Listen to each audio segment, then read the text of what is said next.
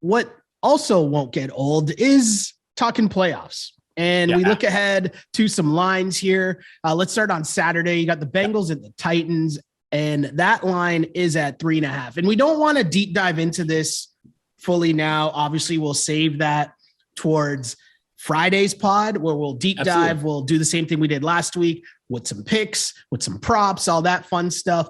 But I just want to kind of look ahead to this line. And as we're here on Tuesday morning, it's 3.5. Where did this line open? That's kind of where I want to ask you so far about all these games. So we'll start with the Bengals and Titans at 3.5 now. Is that where it opened? No, and this is the most interesting one, not from a game standpoint, but from a line standpoint, because this line opened 2.5 for the Titans. And I think that was a little high. And then it goes to 3. And I go, oh man, like Cincinnati plus 3, like I am taking that. And then it goes to 3.5. And it is widely available at 3.5 right now. And I'm not saying this is the pick necessarily. I'm just saying that this line is too high and does not make any sense. And so you're saying to yourself, why? What about this doesn't make any sense, right? And so obviously we have two teams here, right? We just saw what the Bengals closed, at 6-point favorites to the Raiders. We kind of know what we're getting here with the Bengals from a rating standpoint, especially given the fact that we've seen them play in a playoff game, a game that landed pretty much as close as you possibly can without landing literally on the actual point spread. Not that that's any sort of validation for the point spread, because obviously, listen, the Raiders could have won that game outright if they had played a little bit smarter, and the Bengals certainly could have blown the Raiders out had they played maybe a little bit more aggressively in the second half. The point here is more about the Titans and what we're supposed to expect from the Titans and how that's going to change their rating instructive of this point spread. So what that means is, okay, look at it this way, Shell. Forget about the last game of the season where we knew they were overvalued at 10.5 on the road against Houston, against a team that they were 10-point favorites, in the previous matchup, right? Like that was sort of a basic, week 18, 101 type of a thing. Week 17, Titans needed to win that game as much as they needed to win week 18 or week 16. They were 3-point home favorites to the Miami Dolphins.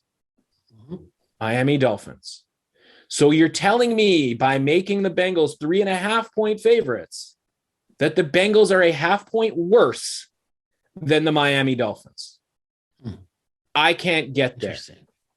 Okay. Week before that, your San Francisco 49ers go on the road to Tennessee on a Thursday night. The San Francisco 49ers toggled between 3-point road favorites and 3.5-point road favorites. Now the Bengals are 3.5-point underdogs in that same stadium. Are you telling me that the Bengals are 6.5 to 7 points worse than the 49ers? I'm sorry, I can't get there. So, a week before that, one more. A week before that, the Jacksonville Jaguars came to Tennessee and were 8.5-point underdogs on the closing line. In the same stadium that the Bengals are going to be 3.5-point closing line underdogs. You're telling me that the Bengals are only 5 points better than the Jacksonville Jaguars. That's what you're telling me with these closing lines. Now, again, forget about how the games went, right?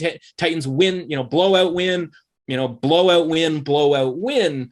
But like, again, the blowout win for the Jags existed when the line was created for San Francisco, right? That San Francisco game. The San Francisco win and the Jags win existed when the line was created for that Dolphins game, right? Like, yes, they surpassed each and every one of those steps. So I understand sort of bumping them up in the ratings, but we're not even close on some of these, right? Like how is Cincinnati a 0.5 point worse than Miami? How is Cincinnati 5? Like it is not even remotely close. So where do we have to go? You and I talk about the sort of 0 to 100 scale here for the Titans, who based on those point spreads, the closing of -3 at home to Miami and the other ones that I mentioned, that puts them right around the sort of high 50s out of 100.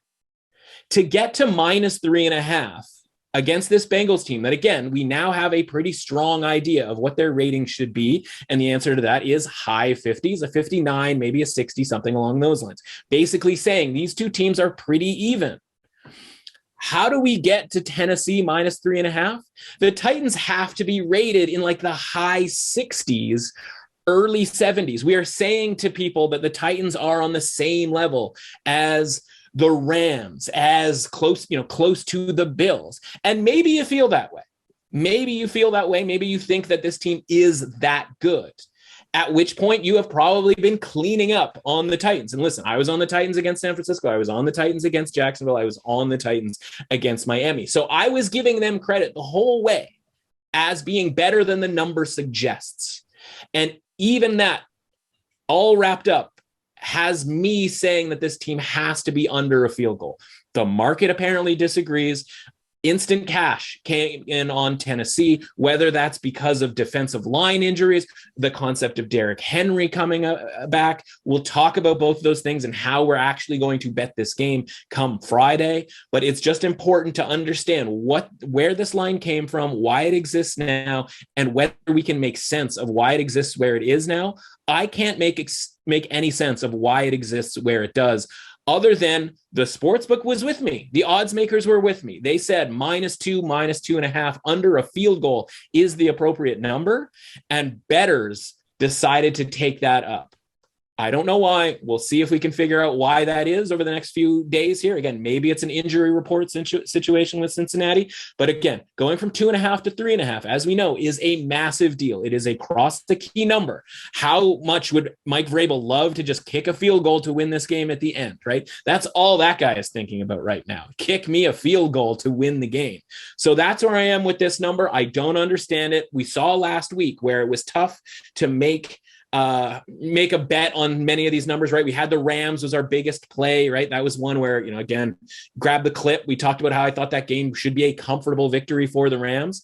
Other than liking San Francisco for on the field reasons, we understood why that number was 3. Obviously, once it went to 3.5, it became a better, a stronger bet. But other than that, we didn't love any of the point spreads because then point spreads were right last week. I don't think they're right in this case. And there's a couple other ones here that are a little bit interesting as well. Yeah, I mean, I look at it and I just think, is this a simple Derrick Henry? Is that too simple that people just think that he's valued more? We'll deep dive into that. And also we'll listen to all the narratives that you're going to hear for the entire week about how Derrick Henry is back and what that will mean to the team. Saturday night, though, we got the Niners at the Packers at Lambeau, favored by 5.5 points.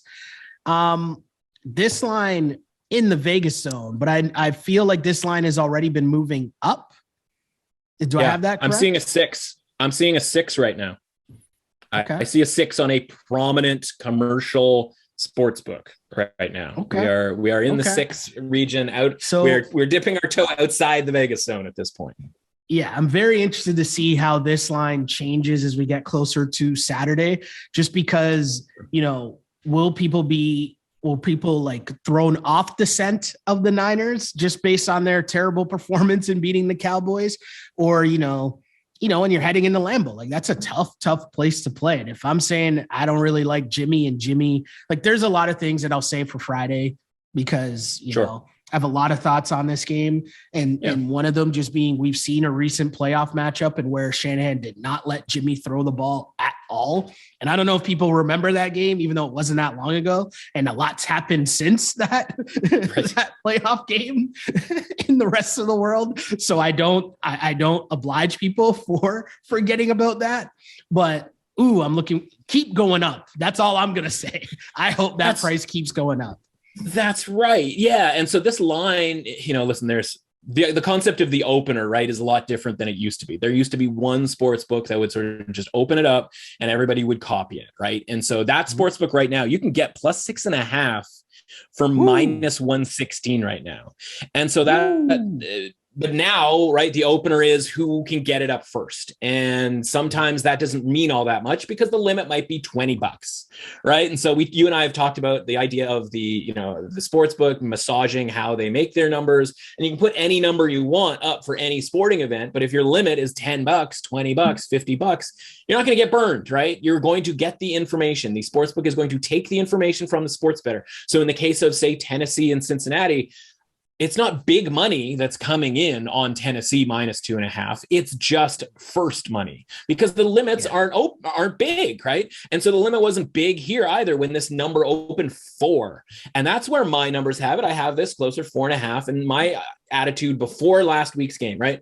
We talked about the idea of the rollover on the money line. If you like San Francisco, and again, I said that I liked San Francisco less against the Cowboys relative to the price that we were getting, then I was going to like them against their future matchups. And right now, it's sort of setting up as we thought, because great news, we won basically all of our bets this past weekend.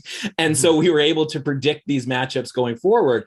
And so, yeah, like San Francisco wins, which means we now know that we're getting the Green Bay game. And guess what? At plus 215 on the money line, that's a better price than even I was giving out as an example for why the money line rollover was the best way to take advantage of thinking San Francisco could go to the Super Bowl, right? So, just to refresh everybody's memory on that, they were 11-1 to make the Super Bowl, just to make the Super Bowl, not to win the Super Bowl, just to make the Super Bowl. But instead, the plan was, okay, take that money that you were going to spend on that futures bet and put it on the money line, sort of put it to the side, right? If they win that, take the money that you've won and the original investment and put it on San Francisco money line here going forward. Now, the sketchy part about all that is the money becomes real.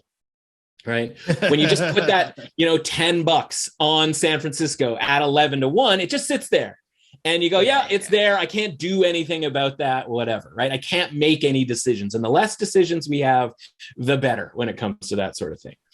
But if you want 20-1 on that exact same bet, you have to have some patience. You have to have some cojones here a little bit, because even if, let's say you put $10 down, you win off of, plus 150, 160, we'll say 150 for the ease of math here. And now you've got $25, right? Your $15 that you had before and the $10 that you had originally. Now you got your $25 and you're going to put it on on San Francisco against Green Bay. And let's say that number was plus 200, again, ease of math for my own, sanity here instead of plus 215. But if it's plus 200, you're putting $25 down. Now all of a sudden you are winning, you are up set to $75 in your little pot. Well, that means you got to come back the next week and put $75 on the 49ers against whether it's the Bucks or whether it's the Rams, right? And if it's the Bucks, you're probably getting a pretty similar number, plus 200-ish. And now you're going, okay, I'm doing it. I'm putting my $75 up on the Rams, on the 49ers at plus 200 against the Bucks. And you win that. And now all of a sudden you have $225. Well, you started with 10 and now you have 225. That's 22.5-1. So instead of just sweating out the 49ers for that whole, trip and winning back 110, you're literally doubling what you would normally get. The problem is you have to sit here and go, yep, I'm betting on the 49ers here as 6-point underdogs to have them win this game outright against Green Bay, against Aaron Rodgers, Lambeau Field, week of rest. I mean, Aaron Rodgers, right? Like, it needs to be mentioned a couple of different times, right? So again, that's the sort of fundamental thing here. When it comes to the point spread, we're up to 6. This is the dream, right? Like, this is what we wanted. We wanted 6, we wanted 6.5, but you're right. Why would we do it now? Is we're watching the momentum of the point spread go up here. By the way, there's a couple of question marks, right? Nick Bosa, Fred Warner. As of Monday, which literally is obviously the day after the game, it sounded pretty good, right? It sounded like Bosa, concussion protocol, but like it looks like he's going to be able to play. Lower ankle sprain for Fred Warner, not a high ankle sprain. You always want that sprain to be as low as possible, apparently. Not a doctor.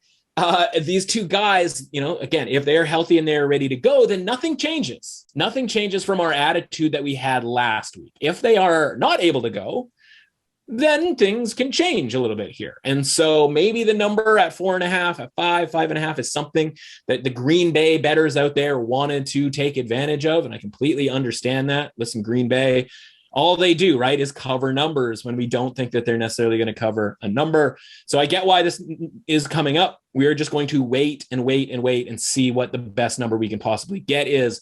But again, we also have to keep going with our plan. If you didn't back San Francisco on the futures market, which again, you shouldn't have, because the easy rollover is just sitting there right now.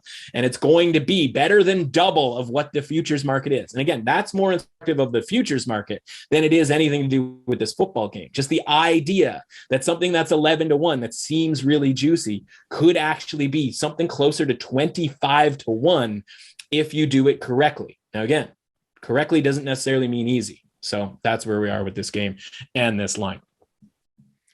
I love it. I want to see where we're at on Sunday as the Rams are at the Bucks. Bucks are 3-point favorites. We talked a little bit about it earlier in the health situation, which is obviously something we're going to have to pay attention to for the rest of the week as well to see where that's at. But strictly just looking at this from a line perspective here at 3, how close is this to where the line opened up and where you kind of see it happening or ending, I guess, this week? Yeah.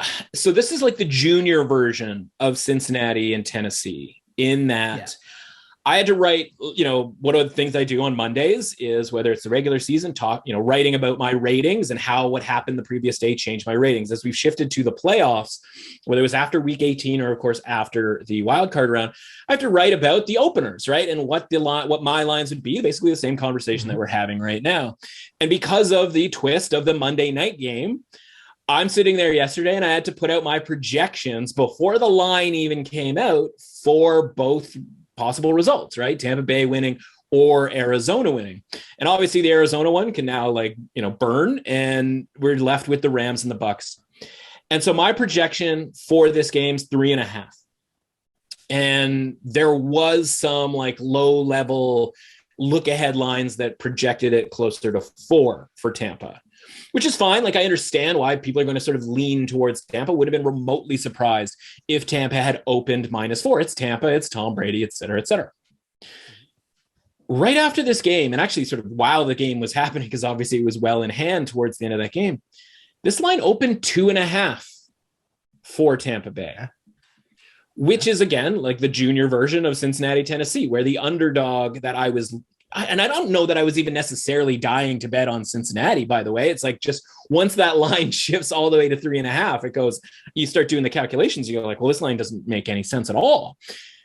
Tampa Bay and the Rams a little bit different, right? Where it opened wrong and is now moving to more correct, right? So the 2.5 was weird. And now it's moving towards, it's obviously at 3 right now, but if it went to 3.5, I'd be yeah, that's where it should have been the whole time. Whereas the Cincinnati, Tennessee one was, I felt, a correct open, and it moved into a crazy place, right? So this one had me going oh my God, I should be betting Tampa Bay -2.5. If I think the correct number is 3.5 and the number, if you're giving me 2.5, I have to bet Tampa Bay. Now I didn't, because I like the Rams in this game, sort of sort of fundamentally, right? For the reasons that we talked about with regards to them being able to get pressure on Tom Brady. And so now I'm just kind of in this state where I'm not getting a good number, even at 3, because I wanted 3.5 and was even hoping for 4, because that's what the look ahead line looked at. Yeah. But we talked about how the Rams might be that team who blows out the Cardinals and gets a lot of attention all of a sudden, right? They might be that team that everybody goes, oh man, they're here, they're back. The weird part is they have to compete with the Bills and the Chiefs for that honor, because that's how many blowouts there were, right? This was the game that I think you said, you're there's always at least one blowout. And I'm I think this is that one. There just happened to be 4 of them. And, 2 of them were sort of expected and 2 of them were a little bit more surprising than maybe we thought.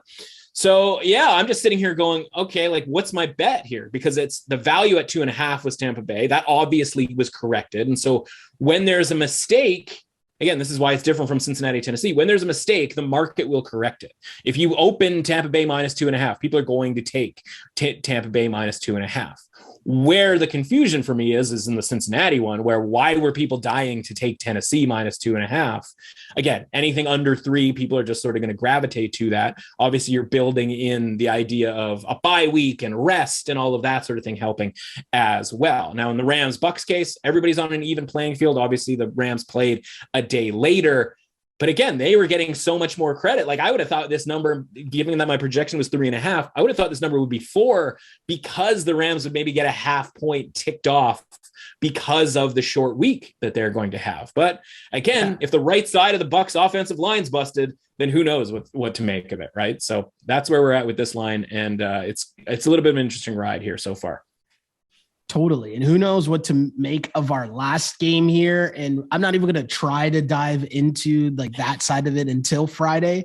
Sure. I mean, publicly, obviously, but we got the Bills at the Chiefs favored by 2.5 points. And, this is a matchup that I think a lot of people have been waiting for probably since the last time we saw this matchup in the playoffs. But yeah, I mean, it's brought us regular season battles. That was pretty damn good as well. But in terms of the line, Chiefs getting the 2.5 points, is that just a basic home field advantage, quote unquote? Well, this is basic for a couple of different reasons. And it's why the other two are so interesting, right? Because we don't need to talk about the Bills Chiefs minus 2.5 because we've seen it. AFC Championship game last year, Bills Chiefs minus 2.5. Sunday Night Football from earlier on this season, the rematch, Bills Chiefs at Arrowhead, Chiefs minus 2.5. And here we are again, minus 2.5. The easiest line the odds makers have had to make maybe in their lifetime, right? Because nothing's changed from a roster standpoint, from a significant way, right? Nothing has really changed from a perception standpoint. Like, people will call this the de facto AFC Championship game. I am fine with that, right? Like I always just want the two best teams to play each other. I don't care if it's the first round or the last round, as long as we see the matchup. And we are seeing the matchup. The line's 2.5. It was 2.5 a year ago. It was 2.5 a few months ago. It's 2.5 now. There's nothing that needs to move. And that's why the other one's moving. That's why those are interesting because, these were all 2.5. You could have gotten away with Cincinnati, Tennessee minus 2.5. You could have in theory gotten away with Rams, Bucks 2.5. Those two moved. This one, I don't expect to move at all. The second it moves to 3, people are going to bet Buffalo plus 3. Otherwise, I imagine probably more Kansas City money comes in. What's noticeable for me here is that the money line for the Bills is plus 110. You are not getting anything from this money line when it comes to like where a money line sort of normally is, right? Like think about this. The Rams are 3-point underdogs. That money line is plus 135, right? That's a 25 cent increase off of a half point, right? Which is this money line probably should be 120, something along those lines. It's 110 because if you're liking the Bills, you're probably liking the Bills to win this game outright the way they did on that Sunday Night Football game. This is the rubber match. The line is just too easy to make, and I just don't think that it's going to move at all. And if it does, that's probably a mistake. Certainly if it goes to 3, the Bills become very interesting at plus 3. Yeah, I can't wait for Friday. I can't wait for this week to just like settle in, figure out some more about the injury reports, all that fun stuff, deep dive into everything as we normally do on Friday's pod. Hit you with more picks as mentioned, 5-1, which I feel like the public had a really good week. So, I mean, sure. Yeah, I'm not really going to brag about that, let's say. Right. But happy to be off to a good start.